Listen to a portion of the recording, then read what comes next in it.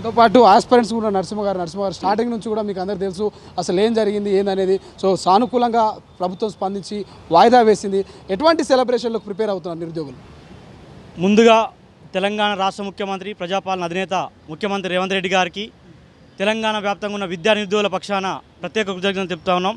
ఎందుకంటే ఆనాడు 10 ఏళ్ల పరిపాలనలో బీఆర్ఎస్ కుటుంబ పరిపాలనలో అన్యాయానికి ఆగమైపోయి జీవితాలు సర్వనాశనం అయిపోయిన విద్యార్థి నిరుద్యోగుల పక్షాన పోరాడి నిలిచిన గౌరవ ముఖ్యమంత్రి రేవంత్ రెడ్డి గారు ప్రమాణ స్వీకారం రోజునే ఎల్బీ స్టేడియం వేదికనే ఏమన్నారు, ఇది నిరుద్యోగులు విద్యార్థులు ఏర్పాటు చేసుకున్న ప్రభుత్వం ఇది, ఆ ప్రభుత్వంలో విద్యా నిరుద్యోగులకు ప్రాధాన్యత ఉంటుంది, వాళ్ళ అంశాలు మేము తీసుకుంటామని చెప్పారు. దానికి అనుగుణంగానే వెనువెంటనే టీఎస్పీఎస్ని ప్రక్షాళన చేసి దానికి చైర్మన్ నియమించి గ్రూప్ 1 సక్రమంగా నిర్వహించడం జరిగింది. తదనంతరం ఏ అంశమైనా సరే ఇప్పటికీ 10 ఏళ్ల పరిపాలన కేసీఆర్ ఏ రోజు కూడా విద్యా వ్యవస్థ గురించి కానీ విద్యాశాఖ గురించి కానీ యూనివర్సిటీల గురించి కానీ లేకపోతే విద్యా నిధుల గురించి స్పందించిన దాఖలు ఇప్పటి ప్రతిపక్ష నాయకుడు ఉండి కూడా ఒకరోజు మాట్లాడిన దాఖలు లేవు. కాబట్టి ఈ ముఖ్యమంత్రి గారు 7 నెలల కాలంలో ఎన్నోసార్లు విద్యా నిధుల పక్షాన ఎడ్యుకేషన్ మినిస్టర్ దగ్గర పెట్టుకుని మరి మా వైపు ఉన్నారని మా నమ్మకం విశ్వాసం ఉంది. ఈ వేదిక నుండి ఈరోజు హెచ్చరిస్తూ ఉన్న బీఆర్ఎస్ గుండాలైన ఆనాడు దొర గడియల కింద మోచేతి నీళ్ళు తాగుతూ కుక్కల్లా మారిన బాల్కసుమ, ఎర్రలో శ్రీనివాస్ మరియు గాదర్ కిషోర్ లాంటి నాయకులకు హెచ్చరిస్తూ ఉన్నాం. బాధ్యత మెలుగండి అని చెప్తా ఉన్నాం. ఎందుకంటే ప్రజాప్రభుత్వాన్ని బదనా చేయడమే భాగంగా ఎన్నుకున్నారు. కాబట్టి మీ రాజకీయాలు ఇప్పుడు కాదు, తెలంగాణ ఉద్యమంలో ఎలా అయితే రెచ్చగొట్టి నిరుద్యోగ విద్యార్థులను రెచ్చగొట్టి ప్రాణాలు తీయడానికి కారణమయ్యారో మళ్ళీ రెచ్చగొట్టడం చూశారు.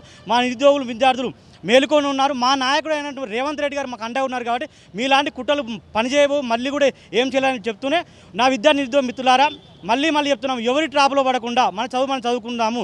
మన పక్షం నిలబడే నాయకుడు రాహుల్ గాంధీ గారు, ఇక్కడ రేవంత్ రెడ్డి గారు ఉన్నారు. కాబట్టి ఏ మేధావులు కుహాన మేధావులు కోచింగ్ సెంటర్ల నాయకుల వల్ల పడకుండా మీరందరూ చదువుకుంటూ ముందుకు వెళ్ళాలని వాయిదా పడడం వల్ల సమస్యలు చెప్తాం. డిఎస్సి అభ్యర్థులు కూడా ప్రత్యేకంగా చెప్తా ఉన్నాం. డిఎస్ అనేది టెట్ అనేది నిరంతరం జరిగే ప్రక్రియ, ఎలిజిబిలిటీ ప్రక్రియ జరుగుతూనే ఉంటుంది. డిఎస్సి వస్తూనే ఉంటుంది. మనకి జాబ్ క్యాలెండర్ ఇస్తామని చెప్పారు. ఈ డిప్యూటీ సీఎం గారు కూడా చెప్పారు. కాబట్టి ఎక్కడ కూడా నిరుద్యోగుల విద్యార్థుల పక్షాన్ని నెగ్లెక్ట్ చేసింది లేదు ఈ ప్రభుత్వం. మీరు నిశ్చింతగా చదువుకుంటూ పోతూ మనం పోవాలని కోరుకుంటూ మళ్ళీ ఒకసారి తెలంగాణ రాష్ట్ర ప్రభుత్వానికి, రాష్ట్ర వ్యాప్తంగా ఉన్న మంత్రులకు, మేధావులకు ప్రతి ఒక్కరికి ధన్యవాదాలు చెప్తూ ముఖ్యమంత్రి గారికి ధన్యవాదాలు ప్రత్యేకంగా.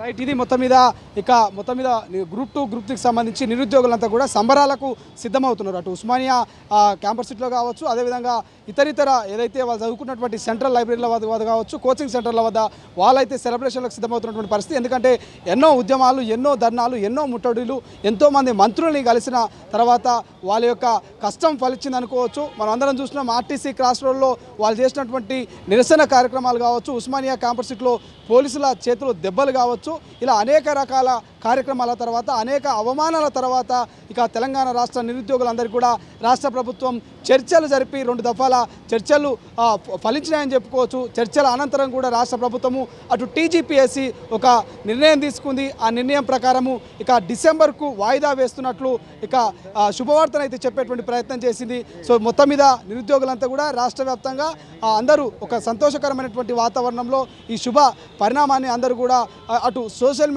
మీడియాలో పోస్ట్ చేసుకుంటూ అందరితో షేర్ చేసుకున్నటువంటి పరిస్థితి ప్రస్తుతం మనకు కనిపిస్తోంది. అసలైన తొలి వెలుగు. ఫాలో వాట్సాప్ @తొలి వెలుగు official.